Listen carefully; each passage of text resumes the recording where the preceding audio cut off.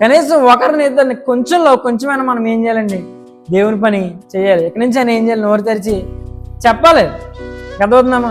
ప్రార్థన నుంచి అలాగానే ఇంటికి వెళ్ళిపోయిన తర్వాత ఇంక ఈరోజు అట్టుపళ్ళు పెట్టారు, ఈరోజు గుగ్గిళ్ళు పెట్టారు, ఈరోజు మరమరాలు పెట్టారు, ఈ కాదు మనం చెప్పాల్సింది.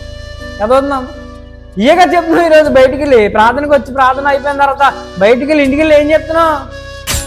ఆ పలహారం పెట్టారు, ఈ పలహారం పెట్టారు, ఆ రోడ్డు మీద అత్తంటే ఆల కొట్టేసుకున్నారు, సంఘంలో నీళ్ళ గొడవలు పెట్టేసుకున్నారు.